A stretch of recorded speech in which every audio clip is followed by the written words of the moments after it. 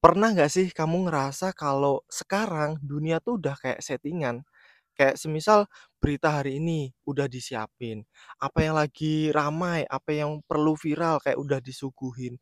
Terus siapa yang salah, siapa yang bener, kayak udah didesain itu salah, itu bener.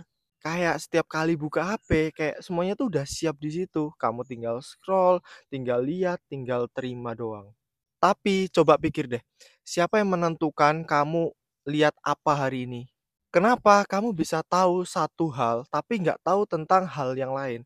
Kenapa bisa rame satu isu, tapi banyak juga yang nggak tahu tentang isu yang lain? Semisal, orang Indonesia lagi fokus dengerin ijazah palsu. Ya mungkin nggak semuanya ya, tapi tetangga-tetangga deket sini ngomongin ijazah palsu. Tapi mereka nggak tahu kalau ternyata Israel tuh udah nyerang Iran, Iran udah nyerang balik, Amerika udah nyerang Iran, Iran nyerang balik ke Amerika. Mereka nggak tahu itu. Yang mereka tahu ijazah palsu. Ketika lagi bosen lihat ijazah palsu, baru muncul tuh, kemarin tuh tahu nggak Israel tuh nyerang Iran loh, terus Iran bales, padahal berita itu udah lewat berhari-hari yang lalu. Kenapa bisa kayak gitu? Apa karena, hal itu tuh lebih penting, kayak ijazah palsu itu lebih penting, atau emang didesain supaya kayak berita ijazah palsu itu jauh lebih penting daripada berita yang lain? Contoh berita lain apa? Raja Ampat, emang ada beritanya sekarang? Nggak ada. Terus, dampak ekonomi dari perang kemarin walaupun Timothy Ronald dan Prof. Kalimasada udah bilang bahwa kayaknya itu settingan, tapi apakah ada yang bilangin soal dampak ekonominya, entah profit atau, negatifnya? Karena hari ini layar di tangan kamu, yaitu handphone, itu tuh bukan cuman alat komunikasi men, tapi udah bisa jadi alat senjata. Senjata untuk apa? Senjata untuk menentukan kayak kamu tuh pilih siapa, kamu ngebelain siapa, kamu ngebenci siapa, dan kamu ngedukung siapa. Mungkin kita pikir kita tuh merdeka, kita bebas, tapi secara nggak sadar kita tuh sebenarnya kayak kodok dalam sumur, tapi sumurnya di sini pembatasnya adalah algoritma. Dan makin ke sini makin jelas bahwa informasi bukan cuma soal kebenaran, melainkan alat kendali. Mungkin kamu akan kaget siapa yang main di balik layar, mulai dari negara-negara besar sampai orang yang punya uang banyak. Dan yang mereka pegang itu bukan tentara men, melainkan informasi lewat sosial media. Jadi tonton video ini sampai habis, jangan skip di sini biar kamu ngerti bahwa sosial media sekarang itu jauh lebih berbahaya dari senjata api.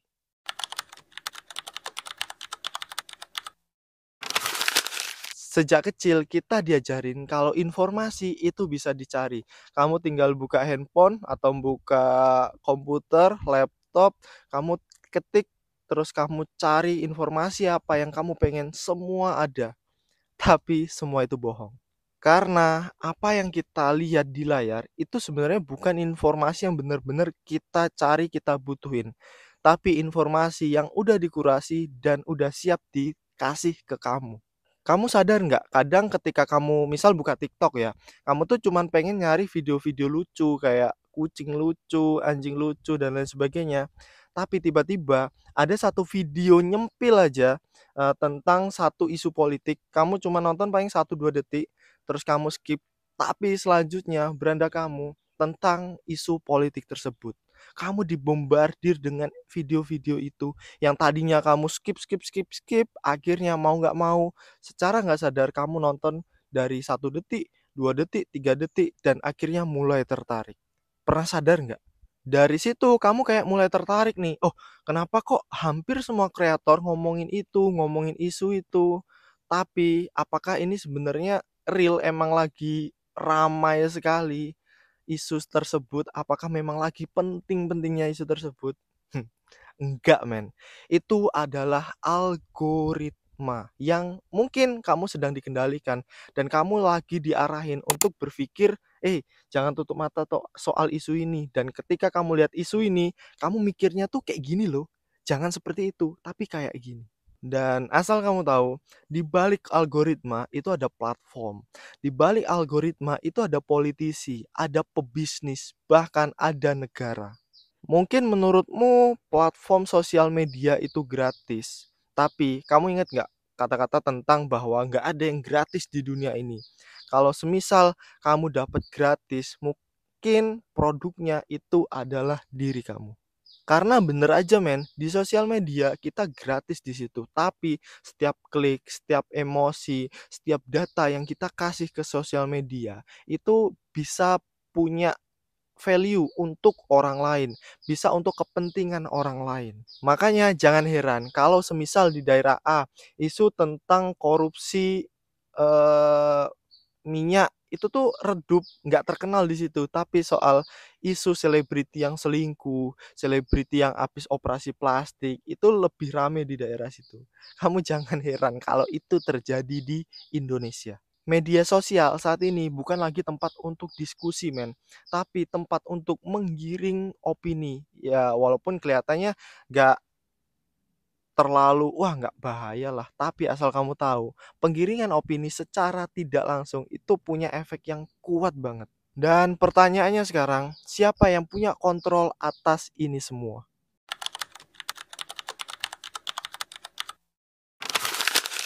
Coba kamu bayangin, kamu tinggal di suatu rumah yang dimana jendelanya itu adalah jendela dari suatu perusahaan. Jadi setiap kamu lihat keluar melalui jendela itu, kamu tuh nggak lihat dunia asli men, tapi dunia yang udah difilter, udah dipoles, bahkan udah disensor. Jadi apa yang kamu lihat itu udah ngelewatin semua itu. Nah, itulah yang sedang terjadi saat ini.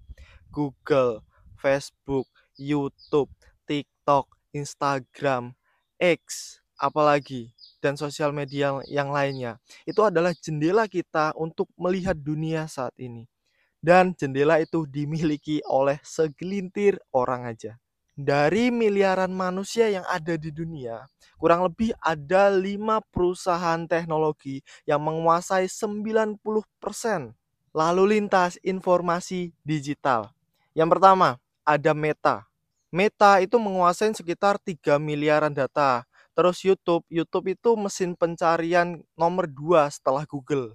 Terus kayak TikTok juga sekarang dikendalikan sama perusahaan ByteDance kan yang asal Cina itu. Dan semua itu terikat dengan kepentingan politik dan juga iklan.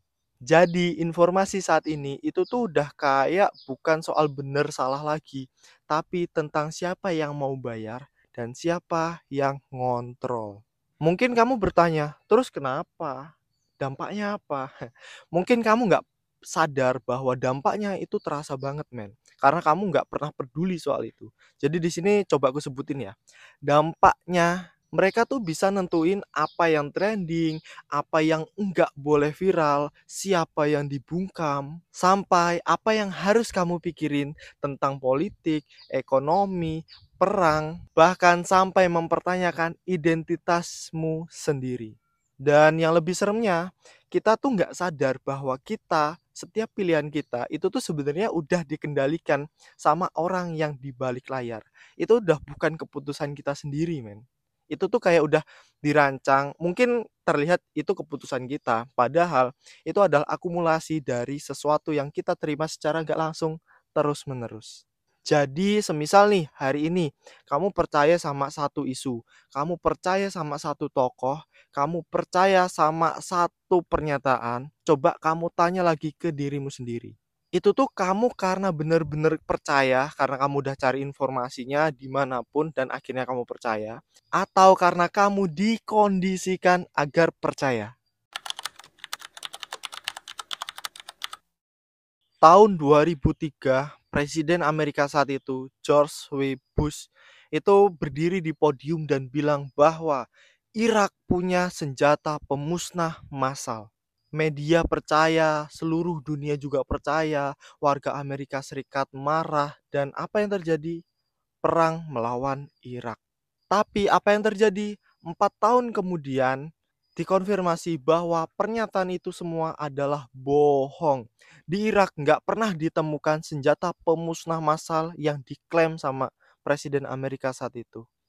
Tapi karena semua udah terjadi, perang udah terjadi, ratusan juta nyawa rakyat Irak udah kembali ke ruhnya. Apa yang bisa dilakukan? Amerika cuman bisa, iya mohon maaf. Terus berita hilang gitu aja, ditimpah dengan berita yang lain, akhirnya orang-orang lupa dengan kejadian itu. Data dari New York Times, lebih dari 900 klaim palsu dilontarkan sama pejabat Amerika Serikat sebelum adanya invasi. Hasilnya apa? Amerika Serikat habiskan 2 triliun US dollar untuk menyerang ke Irak. Tapi di balik layar, industri senjata dan minyak malah berkembang pesat dan jadi kaya dari situ, men. Ini bukan soal perang, men, tapi soal narasi palsu adalah alat kekuasaan, bukan pakai peluru, tapi pakai persepsi. Mungkin sebenarnya yang diincar adalah penurunan Saddam Hussein karena termasuk Saddam Hussein tuh ibaratnya orang Indonesia tuh ngeyelan lah, nggak mau tunduk gitu aja, selalu ngelawan. Mungkin tujuannya adalah menurunkan Saddam dan ada sesuatu yang dicari di Irak. Oke, mungkin terlalu jauh ya. Coba kita lihat yang kasus di Indonesia deh. Pemilu kemarin, hoax pemilu itu tuh bikin masyarakat akhirnya terpecah belah, men. Kamu pernah nggak sih atau kamu ngalamin deh ketika musim pemilu kemarin karena perbedaan pendapat akhirnya kamu berantem sama temenmu bahkan sama saudaramu. Terus kayak yang dilakuin calon pemimpin nih, kayak isu politik, isu agama, isu suku, ras itu diangkat, men. Sebagai apa? Sebagai jalan mereka untuk menuju pemilu. Bahkan ketika rakyat protes soal pajak naik, BBM naik, korupsi itu nggak diadili dengan benar, tiba-tiba media-media besar itu menutup berita-berita itu perlahan tapi pasti dengan isu-isu selebriti, isu-isu yang eee, film atau lain sebagainya yang menurutku receh lah. Harusnya yang dibahas itu ketika ada korupsi itu dibahas sampai selesai. Perang besar di masa depan akan dimenangkan bukan oleh siapa yang punya senjata paling kuat, tapi oleh siapa yang bisa kontrol narasi. Yuval Noah Harari. Jadi kalau kamu sekarang bingung, kenapa sih kok masyarakat tuh gampang banget terpecah belah? Atau kita tuh sering ributin sesuatu yang padahal akar masalahnya tuh kita nggak tahu.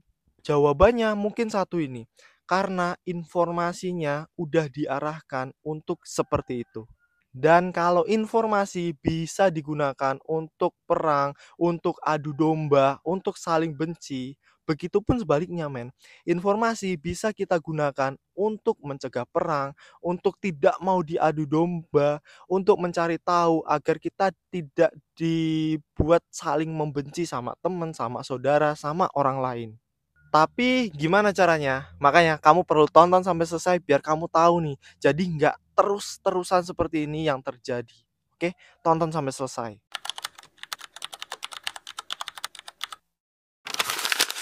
Dulu ketika kita pengen tahu apa yang sedang terjadi di Indonesia, hasil skor bola semalam berapa, atau apa yang terjadi di dunia, kita tuh harus nunggu koran pagi atau TV, dengerin radio lah.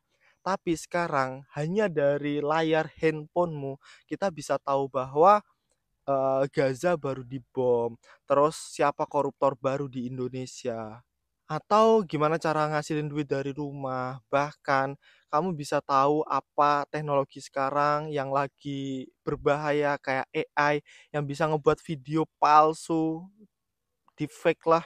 Dulu informasi itu tuh nggak semurah dan semudah serta secepat ini. Tapi justru itu yang ngebuat bahwa informasi saat ini itu tuh kayak punya kekuatan dan juga bahaya yang berlipat ganda, men. Kita ada di era di mana orang bisa kaya dalam semalam hanya dari informasi yang benar dia dapetin duluan. Atau bisa juga orang tuh hancur dalam semalam karena informasi yang dia dapetin itu nggak benar. Pertanyaannya, kamu pengen jadi yang lebih dulu dapet atau yang udah nunggu informasi atau berita yang udah dipilihkan untuk kamu? Generasi kita, milenial, Gen Z, dan bahkan untuk Gen Alpha itu tuh sebenarnya bukan hanya korban, men, tapi kita juga bisa jadi pelaku perubahan. Tapi kalau kita ngelakuin ini, yang pertama kamu mulai aja dengan mau kritis. Kamu nggak langsung percaya. Kamu cari tahu dulu apa kebenarannya. Entah berita yang kamu dapat atau informasi dari grup-grup WhatsApp keluarga yang kamu dapat. Yang nomor 2, kamu mau belajar men. Kalau kamu udah pengen kritis, kamu harus mau nggak mau belajar men. Mempelajari informasi, mempelajari algoritma, bahkan propaganda yang ada di dalamnya. Dan yang ketiga, mau bangkit. Gunakan informasi bukan untuk saling menjatuhkan orang lain, tapi untuk membangkitkan minimal dirimu sendiri deh. Jadi orang yang lebih tahu, lebih kritis, dan tahu kebenarannya. Tapi kalau kamu ngerasa, "Ah, itu semua terlalu besar, terlalu sulit untukku lah, siapalah aku." Hei, coba kamu ingat deh, satu perubahan besar itu dimulai dari langkah-langkah kecil, men. Mulai dari satu orang yang bertanya, "Kenapa berita ini muncul?" Terus sebenarnya apa yang pengen ditimpah dari berita ini, apa yang pengen dituju dari berita ini. Dari hal-hal kayak gitu, perlahan-lahan aku yakin sih ketika banyak orang yang mulai kritis, perlahan-lahan ini akan merubah apa yang udah terjadi sebelumnya. Jadi buat kamu yang suka sama pembahasan ini, jangan lupa untuk subscribe, like, dan kita diskusi di kolom komentar. Jangan sampai kita cuman ngikut aja tentang berita yang dipilihkan ke kita. Jangan sampai kita cuman fokus sama ijazah palsu, padahal dapur di rumah nggak bisa ngebul. Jangan sampai kita cuman fokus berantem soal pilihan pemilu kita. Jangan sampai kita berantem karena Iran, Israel, terus Amerika Serikat, tapi kita nggak lihat pendapatan kita kayak gimana. Jangan mau kamu disetir sama opini yang udah dipilihkan untuk kamu. See you di next video, jangan lupa subscribe, like, dan komen.